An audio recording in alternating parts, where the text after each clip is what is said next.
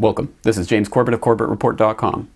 And this is James Evan Pilato of MediaMonarchy.com, and we both welcome you to the latest episode of New World Next Week, which of course you can find at newworldnextweek.com. James, there's so much to get into this week, and let's dive right into it and take it from Russia Today at RT.com. Virginia votes to refuse NDAA.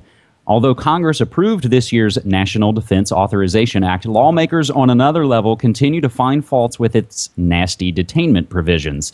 Virginia is now the latest state to consider laws that nix some of the NDAA. When U.S. President Obama signed his name to the NDAA for fiscal year 2012, he authorized the U.S. military to detain and torture anyone on Earth, Americans included, without charge.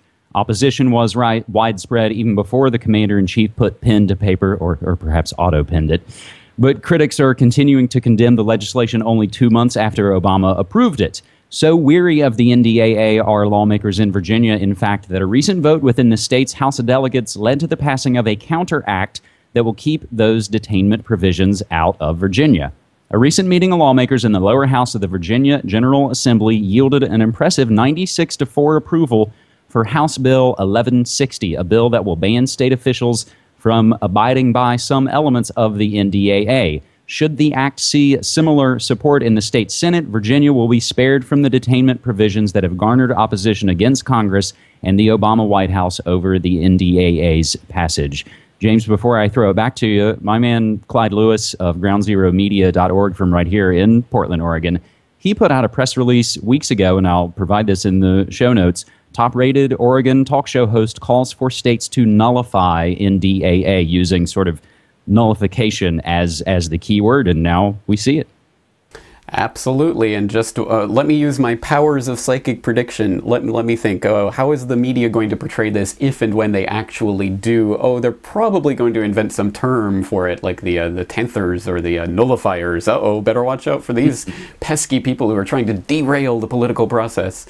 This is a hopeful sign in so many ways, because the fundamental point of this story is that power is in the hands of the people, and all they have to do is understand that and grasp it and use it, instead of just sitting there rolling over and playing dead anytime the tyrants in Washington put whatever edicts out they want. We don't have to sit there and take it. So the people can and always do have the ultimate power, and they're the final arbiters of what happens or doesn't happen. And this is one way that that can happen, for states to nullify what's happening at the federal level. And people who watched my recent report on the TSA, my eye-opener report, will know that the TSA came out when the Texas House of Representatives was talking about outlawing the TSA pat-downs. And the TSA came out and said, well, the supremacy clause of the Constitution means that the states can't nullify what the federal agencies are doing, which of course was a total load of bunkum. And there were so many constitutional scholars and rights centers and others that came out in the wake of that blog post on the TSA saying that's total BS. No, absolutely, the states can say no to the federal government and things like this. So I don't see this as the end point or the final solution. I mean, oh great, finally the states can control everything. But at any rate, it points towards the truth of the matter, which is we don't have to be focused on Washington and the political puppets in power at any given moment. We don't have to put all of our attention and all of our hopes and dreams in the 2012 election race. So Team Blue versus Team Red, who's going to win? It's not about that. It's about what the people will do or will not do, and that's ultimately where the power lies. So I think the ultimate aim is to get this down even further than the state level, down to the local level. And in the wake of the Patriot Act, there were hundreds of city councils that passed legislation that said that city wouldn't abide by the rules of the Patriot Act. So that's again another way to do this. If your state's not going to go for it, go at the local level and take the power back. But James, let me put this to you. What does it say about the media that we had to go to Russian television to get this news about what's happening in Virginia? And that's the thing, in doing the website work, of course, I always try and drill back to the original source, which, of course, I always, love to give links to Blacklisted News or the Intel Hub or any of the alternative media sites out there. But you want to link to the main source to give people the root of it, where it came from.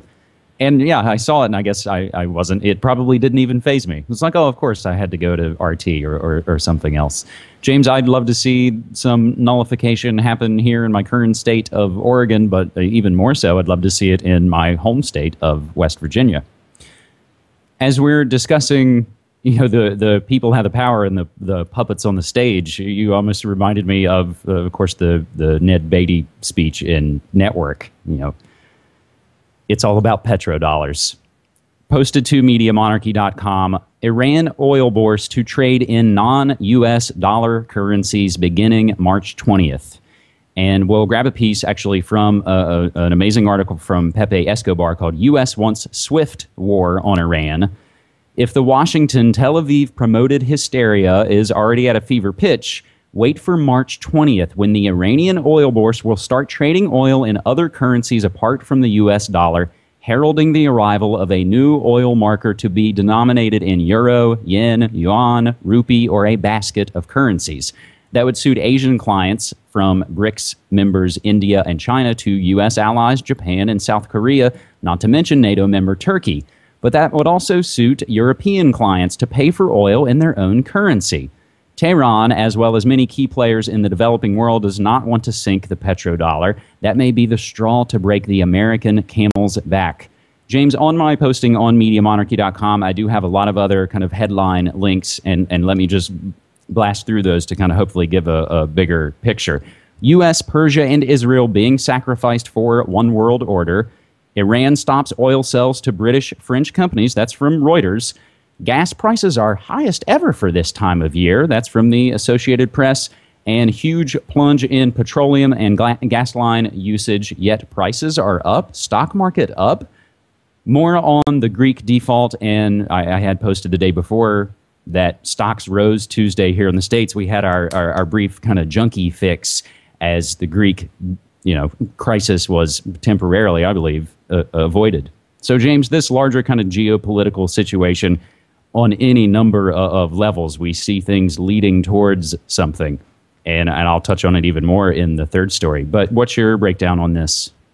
Well, James, how much do you want to bet that the first thing that the puppet-installed regime after the NATO-led bombing to smithereens of Tehran, the first thing they're going to do is start a new central bank and decide to value everything in the petrodollar and go back to business as usual for Washington and the political elite? Absolutely.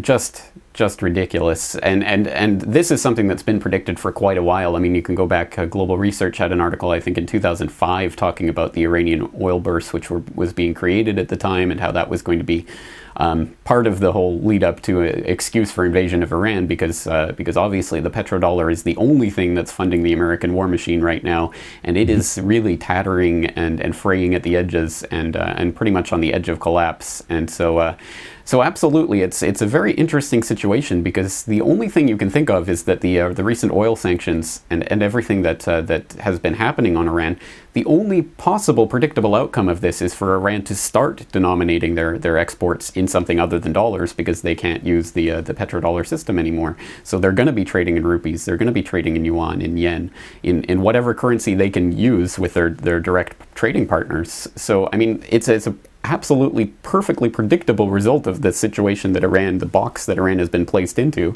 Well, they're just going to start creating their own system, which of course can't be allowed to happen. So some event has to be provocateured or staged, or something has to come along. And there's been a lot of talk about the USS Enterprise out in the Gulf and things like that. So we'll see what the next page on this script is. But I think we all know where this is heading. And just unfortunately for the people of Iran, who again have nothing to do with the government itself, it's probably not going to be pretty for them or for the people around the world who are going to be either wittingly or unwittingly contributing to this war machine takeover of that section of the world. And let's not forget that it was a Bush crime family protege named Richard Milhouse Nixon who switched us to the petrodollar system in 1973. Well, actually Kissinger, who was puppeteering Nixon. That's and who was working for Rockefeller. But anyway. It's all a pretty cozy coterie. James, our third and final story, we're going to go to one of the newer sites in the media monarchy kingdom that I call holyhexes.com. And again, we return to the wrath of Khan. Dominique Strauss-Kahn arrested by French police for complicity in pimping after he admits attending sex parties all over the world. Dominique Strauss-Kahn was last night being held in police custody as officers questioned him over an international prostitution ring. The disgraced former head of the International Monetary Fund, who lost his job amid claims he tried to rape a New York chambermaid, could face jail over the sex parties he has admitted attending around the world. Strauss-Kahn, 62, whose wife Anne Sinclair is standing by him, has made the extraordinary claim that he was unaware the women at the orgies were prostitutes because, quote, they were naked at the time. James, we discussed this story in the initial rape allegations, and it basically looked to be a frame-up, but now it comes back, and it comes back even bigger. These are the kind of stories, I think, that cast the wide net, that look around. And, James, we've discussed briefly on this show, but in greater detail on our own respective shows. This connects in some way, shape, or form to these worldwide kind of child abuse rings and prostitution and human trafficking and all of these things. So whether it's Penn State or Boys Town or any of those kind of situations, when it gets to this level, you have to kind of wonder what's going on.